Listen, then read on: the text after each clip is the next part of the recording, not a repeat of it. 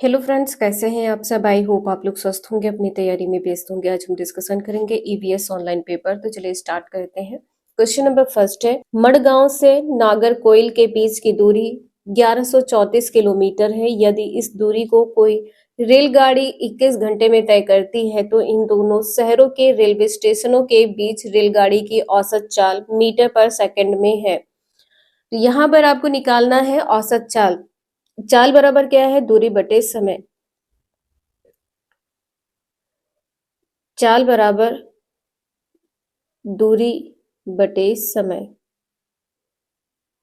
दूरी कितनी है? 1134 है। दूरी है 1134। समय आपको 21 घंटे दिया हुआ है, 21 यहाँ पर हो गया। अब यहाँ पर आपको भाग करना है तो 3 से यहाँ पे कट कर लीजिए। 3 सते 21 होता है, 3 तिया 9, 2 बचा यहाँ पर 23 होगा। 3 सते 21 हो गया और यहाँ पर 2 तीनों 8 24।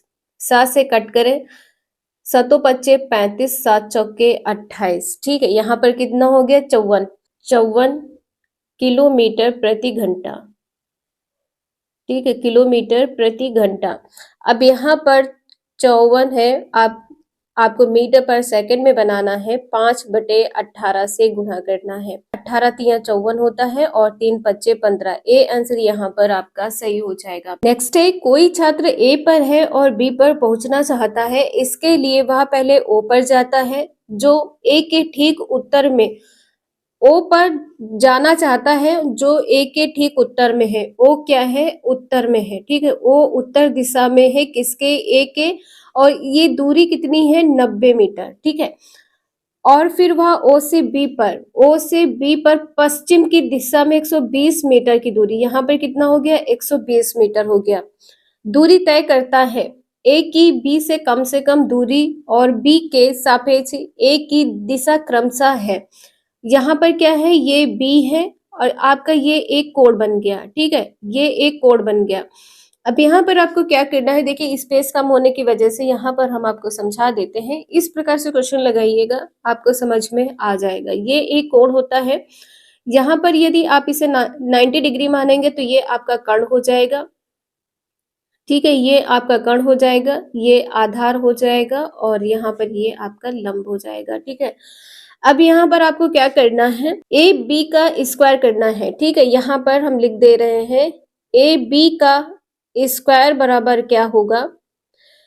बी ओ का स्क्वायर। ठीक है, बी ओ का स्क्वायर प्लस ओ ए का स्क्वायर। ठीक है, ओ ए का स्क्वायर यहाँ पर कितना है? 120 है। 120 का स्क्वायर करेंगे तो कितना हो जाएगा? 144 ये हो जाएगा और 2 0 बढ़ जाएंगे।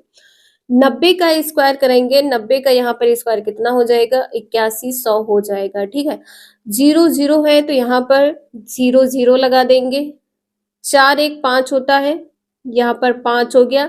8 4 12 के 2 हो जाएगा और यहाँ पर 1 है, 2 हो जाएगा। ठीक है, यहाँ पर ए बी स्क्वायर की वैल्यू निकल आई। ठीक है, जब यहाँ पर रूट लगा देंगे, ठीक है, जब यहाँ पर रूट लगा देंगे तो यहाँ पर आपका आंसर आ जाएगा सी। ठीक है, आपका आंसर यहाँ पर सी आ जाएगा, 150 मीटर दक्षिण पूर्व। यहाँ पर कहा गया है बी के सापेक्ष ए की दिशा। ठीक है, बी के सापेक्ष ए की दिशा एरो ऐसे आएगा।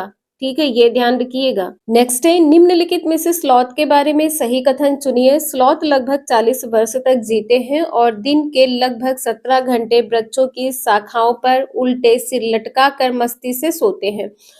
40 वर्ष जीते हैं, 17 घंटे सोते हैं, बिल्कुल सही है। 20 घंटे सोते हैं, ये पॉइंट गलत है।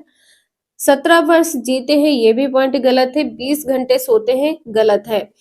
20 घंटे सोते हैं, ये भी पॉइंट गलत है। ए आंसर इसका यहाँ पर सही होगा। ठीक है, इसका ए आंसर यहाँ पर सही है। स्लॉथ लगभग 40 वर्ष जीते हैं और दिन के लगभग 17 घंटे वृक्षों की शाखाओं पर उल्टे सिर लटकाकर मस्ती से सोते हैं। नेक्स्ट है, सर्दियों में ऊनी वस्त्र हमें गर्म रखते हैं, उनके उष्मारोधी होने का कारण है। इसका आंसर यहाँ पर क्या सही होगा? ऊनी रेशे आपस में कसकर जुड़े हुए हैं और ठंडी हवा को गुजरने नहीं देते हैं। ऊनी रेशों के बीच वायु फंसी होती है और वायु ऊष्मारोधी है। ऊनी रेशे मोटे होते हैं और बाहरी ऊष्मा को नियंत्रित करते हैं। ऊनी रेशे मोटे होते हैं और ठंडी हवा को गुजरने नहीं देते हैं। इसका बी आंसर यहाँ पर सही होगा। ऊनी रेशों के बीच वायु फंसी होती है और वायु उष्मारोधी है। बी आंसर इसका यहाँ पर सही है। नेक्स्ट है कक्षा 5 की पाठ्य पुस्तक में छपे गोलकुंडा किले के मानचित्र में 1 सेंटीमीटर जमीन पर 110 मीटर की दूरी को दर्शाता है। इस मानचित्र में फतेह दरवाजे और बंजारा दरवाजे के बीच दूरी 14.2 सेंटीमीटर है। जमीन पर इन दोनों दरवाजों के बीच कम से कम दूरी होगी। इसका आंसर यहाँ पर क्या सही होगा ये बताना है। तो सबसे पहले आपको क्या करना है, यहाँ पर 1 सेंटीमीटर कितना दिया हुआ है, 110 मीटर दिया है। तो यहाँ पर 14.2 सेंटीमीटर का गुणा 110 में कर देंगे। 14.2 गुणे 110।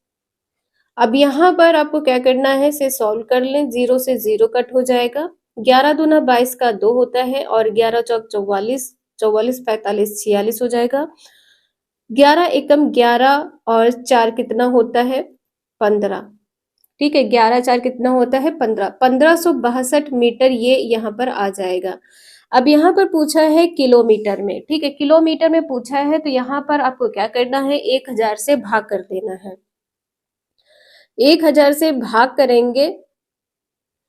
ठीक है, 1000 से भाग कर देंगे तो यहाँ पर आपका आंसर क्या सही होगा, 1.562 किलोमीटर। सी आंसर यहाँ पर सही होगा। नेक्स्ट है 3 राज्यों का ऐसा समूह जिनके किसी किनारे पर अरब सागर है, कौन सा है? केरल, कर्नाटक, महाराष्ट्र। केरल, कर्नाटक, आंध्र प्रदेश, ओडिशा, आंध्र प्रदेश, महाराष्ट्र, महाराष्ट्र, केरल, पश्चिम बंगाल। इसका आंसर यहाँ पर क्या सही हो जाएगा, केरल, कर्नाटक, महाराष्ट्र। ए आंसर इसका यहाँ पर सही है। नेक्स्ट है एक ऐसा नाच है जिसमें जमीन पर बांस की डंडी लेकर दो दो लोगों की जोड़ी आमने सामने बैठती है। ढोल की ताल पर डंडियों को जमीन पर पीटते हैं तथा ताल के अनुसार डंडियों के बीच लोग एक कतार में खड़े होकर कूदते हैं और नाचते हैं। इस नाच का नाम तथा उस राज्य का नाम जहाँ के लोग इसे नाचते हैं क्रमशः क्या है? तोरंग मिजोरम, कुडुक झारखंड, चेराव मिजोरम, झूम झारखंड। इसका आंसर यहाँ पर सी सही हो जाएगा, चेराव मिजोरम। ये नाच क्या है, चेराव है। किस राज्य में है, मिजोरम राज्य में है। सी आंसर इसका यहाँ पर सही है। नेक्स्ट है संसार की 5वीं और भारत की पहली ऐसी महिला जिन्होंने माउंट एवरेस्ट की चोटी पर कदम रखा का नाम है? विछेंद्री पाल है, सुनीता विलियम्स है, कर्णम मल्लेश्वरी है, संतोष यादव है। इसका यहाँ पर ए आंसर सही हो जाएगा, विछेंद्री पाल। नेक्स्ट है प्रसिद्ध भारतीय त्योहारों होली और दीपावली के विषय में नीचे दिए गए कथनों में से सही कथन चुनिए। ये दोनों त्योहार पूर्णिमा को मनाए जाते हैं। ये दोनों त्योहार अमावस्या को मनाए जाते हैं। दीपावली पूर्णिमा को तथा होली अमावस्या को मनाई जाती है।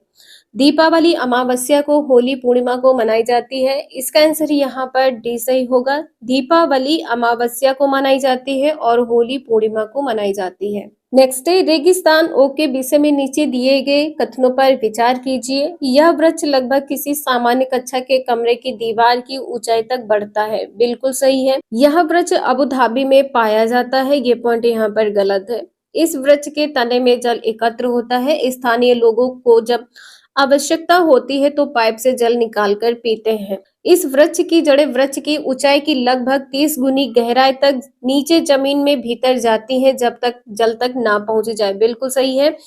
ए सी डी ये तीनों पॉइंट यहाँ पर सही है। इसका ए आंसर यहाँ पर सही होगा, ए सी डी। नेक्स्ट है हमारे देश में ऐसे गांव हैं जहां के ग्रामवासी अत्यधिक वर्षा होने के कारण अपने घरों को बांस के खंभों पर जमीन से 10 से 12 फीट या 3 से 3.5 मीटर ऊंचाई पर बनाते हैं। इन घरों को अंदर से लकड़ी का ही बनाया जाता है। ये गांव कहाँ होने चाहिए? हिमाचल प्रदेश, तमिलनाडु, असम या उत्तराखंड। इसका आंसर यहाँ पर सी सही हो जाएगा, असम राज्य। नेक्स्ट है नीचे दिए गए हमारे देश के किस राज्य केंद्र शासित प्रदेश के अधिकांश सामान्य लोगों को नारियल डली हुई किसी भी करी के साथ उबला हुआ टैपियोका खाना सबसे अच्छा लगता है? आंध्र प्रदेश, गोवा, तमिलनाडु या केरल। इसका आंसर यहाँ पर डी सही हो जाएगा, केरल। नेक्स्ट है बिहार राज्य के लोगों के लिए मधुमक्खी पालन की प्रक्रिया शुरू करने का सर्वोत्तम समय कौन सा होता है? अक्टूबर से दिसंबर, अप्रैल से सितंबर, मार्च से जून, जनवरी से मार्च, अक्टूबर से दिसंबर। ए आंसर इसका यहाँ पर सही है, अक्टूबर से दिसंबर। नेक्स्ट है, मानव पोषण के संदर्भ में स्वांगीकरण का अर्थ है पचा हुआ भोजन का क्षुद्रांत की भित्ति में अवशोषित होना एवं रुधिर वाहिकाओं में प्रवेश करना। ये पॉइंट यहाँ पर गलत होगा। अवशोषित पदार्थों का शरीर के विभिन्न भागों में स्थानांतरित होना, ये भी पॉइंट यहाँ पर गलत है। पचा हुआ पदार्थ शरीर में जटिल पदार्थों को बनाने में उपयोग होना, इसका सी आंसर यहाँ पर सही हो जाएगा, जो स्वांगीकरण का अर्थ है पचा हुआ पदार्थ शरीर में जटिल पदार्थों को बनाने में उपयोग होना। नेक्स्ट है, उस खेत की मृदा के विषय में विचार कीजिए जिसमें कोई किसान रासायनिक उर्वरकों और पीड़कनाशियों का अधिकाधिक उपयोग करके अपने खेतों के बार बार धान की फसल उगा रहा है। आपके विचार से उसके इस व्यवहार से उसके खेतों की मृदा अन्य फसलों के लिए अधिक उपजाऊ हो जाएगी। ये बिल्कुल गलत है। केवल धान की फसल के लिए उपयुक्त बनेगी, ये भी पॉइंट गलत है। कुछ वर्ष में कई फसलों के लिए अधिक उपयुक्त बनेगी, ये भी पॉइंट गलत है। कुछ समय पश्चात बंजर हो जाएगी, जो भूमि होगी बंजर हो जाएगी, इसका डी आंसर यहाँ पर सही है। नेक्स्ट है, पर्यावरण अध्ययन में गृह अधिविन्यास का उद्देश्य है पुनरावृत्ति एवं सुदृढ़ीकरण, घर पर समय का सदुपयोग, विद्यालय में सीखी संकल्पनाओं में दक्षता, सीखने का विस्तार। इसका डी आंसर यहाँ पर सही होगा। गृह अधिविन्यास का जो उद्देश्य होता है सीखने का विस्तार, डी आंसर सही है। नेक्स्ट है, शीला ने कक्षा थर्ड के विद्यार्थियों को पढ़ाने के लिए उप प्रकरण पशु लिया। निम्न में से कौन से प्रकरण उनके अधिगम के विस्तार के लिए लाभदायी होंगे? किसी कविता से स्थानिक पशुओं के नामों का उच्चारण करना, प्राणी उद्यान के पशुओं तथा स्थानिक पशुओं के चित्रों को देखना, प्राणी उद्यान में पशुओं और जानवरों को देखना, पशुओं के चित्र के कटआउट देखना। इसका आंसर यहाँ पर सी सही हो जाएगा, प्राणी उद्यान में पशुओं और जानवरों को देखना। अधिगम विस्तार की यहाँ पर बात की गई है, ध्यान रखिएगा। नेक्स्ट है, जल से संबंधित त्योहारों को समुदायों द्वारा मनाने को ज्ञात करने के लिए सर्वाधिक उपयुक्त युक्ति कौन सी है? सहपाठी द्वारा सीखना, समुदायों के त्योहारों के वीडियो देखना, परिवार तथा समुदायों में बुजुर्गों से बातचीत करना, शिक्षक से चर्चा करना। इसका आंसर यहाँ पर सी सही हो जाएगा, त्योहारों के समुदायों द्वारा परिवार तथा समुदायों में बुजुर्गों से बातचीत करना। नेक्स्ट है, कक्षा फर्स्ट और सेकंड में पर्यावरण अध्ययन की कोई पाठ्यपुस्तकें क्यों नहीं है? पर्यावरण अध्ययन के प्रक्रिया कौशल शिक्षक की हैंडबुक में सुझाए गए खेलों द्वारा पढ़ाए जाते हैं। पर्यावरण अध्ययन की महत्वपूर्ण संकल्पनाएं शिक्षकों द्वारा संचालित पारस्परिक क्रियाओं द्वारा पढ़ाए जाते हैं। पर्यावरण अध्ययन से संबंधित संकल्पनाएं और कौशल भाषा तथा गणित के द्वारा सिखाए जाते हैं। इसका यहाँ पर सी आंसर सही हो जाएगा, जो नहीं है। नेक्स्ट है, निम्न में से कौन सामाजिक सांस्कृतिक वातावरण का उदाहरण है? जल, जंगल, स्मारक, समुदाय। इसका आंसर यहाँ पर डी सही हो जाएगा, सामाजिक सांस्कृतिक वातावरण का उदाहरण समुदाय है।